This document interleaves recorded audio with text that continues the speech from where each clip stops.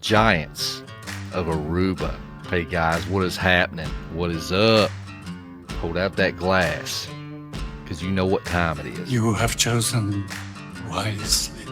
We're gonna fill it up. It's time for our monthly Q&A, and I got a treat for you guys this month, just like every month.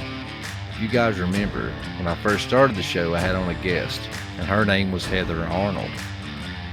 She talked about a book and some of her research down in Aruba, and how they found the remains of giants and all the history. And this place used to be called the Land of the Giants. Well, now you guys get the opportunity to sit down for a meet and greet Q&A with Heather herself. Friday, November the 15th at 8 p.m. Eastern Standard Time. And remember, the difference between the known and the unknown is the journey. Good journey, guys. Oh, thank you so much for having me again, Justin. It's an honor and a pleasure. I became interested in what was going on down here in Aruba, Bonaire, and Curacao, the ABC Islands, when I moved down here originally in 2005, and I started a tour company. And I wanted my tours to be historically accurate. So I began to do more research and dig into the archaeology of the island.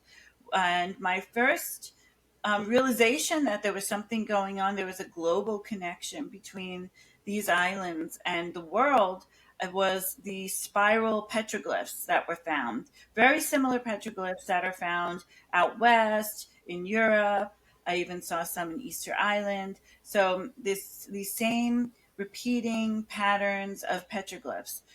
And so then I began to dig into the archaeological record and discover the writings of Amerigo Vespucci, who was the first explorer to come to the island of Aruba with his team. And it was in his notes where he designated Aruba and Curacao at that time. He hadn't been to Bonaire yet, as the islands of the giants. And it was once I uncovered this facet and realized that Aruba's original name was the Islands of the Giants, it's when I tumbled down this rabbit hole that has sucked me in since 2005. And all of a sudden, I found this talk on the 500-year birthday of Aruba. And the archaeologist who was speaking about it in this recording and on YouTube was saying, and I agree with him, that why are we celebrating 500 years of Aruba when Aruba's been around for millions of years? Why are we just celebrating when the explorers came? And why aren't we more focused on the archaic people who lived here? And then he said, and there were never any giants in Aruba, out of nowhere. No one's talking about giants, doesn't come up. And he just goes on this little bit of a rant, over the top rant about, how there were no giants in Aruba. And that was just made up by the early explorers to sell newspapers, which is just so absurd. At its core. And once he said that, then I said, oh my gosh, there must have been giants on the island. And since then, I've amassed probably over 100 archaeological reports, almost every single archaeological report ever done on the skeletal remains of the giants of the three islands, Aruba, Bonaire, and Curacao. It's Letters of the New World. And it's basically the reports he's doing. He's taking notes during his exploration, because Vespucci had a team with him. It wasn't just himself. He had people who were experts in flora and fauna, and he had pharmacists and herbalists and doctors and all different types of people who were experts in their field that he brought over with him, because it wasn't just an expedition to try to find gold and jewels, semi-precious stones, etc., which and mapping, which of course those were goals as well. But it was also to really report back the first sightings, the first information about everything that he was going to see. And so these were his letters that he wrote to the sovereigns, that from his notes.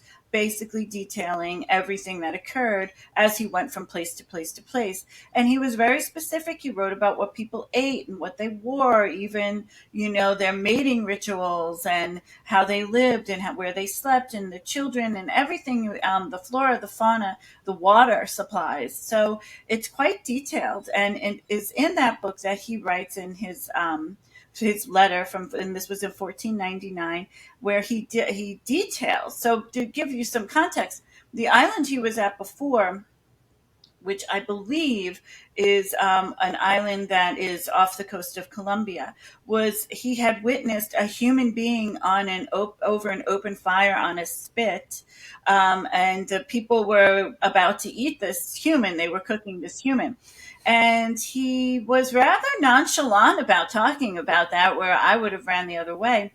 But his interaction on his next stop, which was Aruba, put him in such a tailspin that he actually writes in his letter that he thought he was going to die that day, the day that he encountered the giants of Aruba.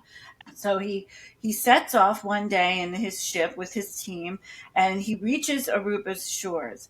And he and his team immediately notice large footprints in the sand, and they're instantly hooked. They begin to track the footprints and come across these giant women. One is he presumes is a grandmother, then a mother, and two teenage girls. And they take him to their village, where they're showing him how they're drinking brackish water, and but there's like no communication, dialogue that is understood by each of them. It's more just physically motioning. And he and the men are shocked at the size of these women. They couldn't believe the size, especially of the teenage girls, who were younger and still taller than all the men. And he even states all these giants, even if they were kneeling, they would still be taller than him while standing. And so the men and his team decide to steal the teenage girls and bring them back to Europe as trophies. And this was actually, sadly, a common thing. And as they're coming up with this, concocting this plan, 36 men, who I suppose were on a hunting trip or who knows, come back into the village, and they have weaponry that is giant weapons. He describes some of the weapons. He can't figure out what some of them are. They're kind of ambiguous. He knows that he even thinks that he couldn't even lift some of these weapons. And he immediately realized right away he had to abort mission. He could not steal these girls. He was outnumbered, and these guys were huge. And he quickly aborted mission, and the whole team went back to the boat. And as they're going back to their ship, the giants are right behind them the whole time. And even to the point where they get on the ship, the giants are still walking in the water, coming after them. And they begin shooting arrows at Vespucci and his men. And Vespucci panics and orders them to shoot off cannons, not to kill the giants, but to scare them, which he is successful in doing. And then they retreat and go back to the mainland of South America. And he writes, I named this place the Islands of the Giants due to the large stature of the people there. The largest skull found was actually in Curacao. It was almost 2 feet large. The first one in the early 1900s by a German anthropologist. So this skull was elongated and was found in a cave in a burial site. And it was given to this German anthropologist because they couldn't believe how big it was by the local population of Curacao. Now we don't know where shockingly, we don't know where the skull is. In 1970s, an independent investigator, a Dutchman living in Curacao, he financed an expedition to retrieve some of these giant bones. His archaeological report is called The Quest for the Giants. And he did uncover 2 giant skulls. And he was able to get them back to Curacao. where he begged people to look at them, to scientists, anthropologists, and no one would come. Finally, the head of that time of the Tropical Museum in Amsterdam, she did come over and she was interested and she did do measurements on the skull. And she determined, and it's in the archaeological report, that these skulls were of a giant race of people whom we had never heard of before, a new group of people that were unknown. They didn't match really anyone that she had seen or come across.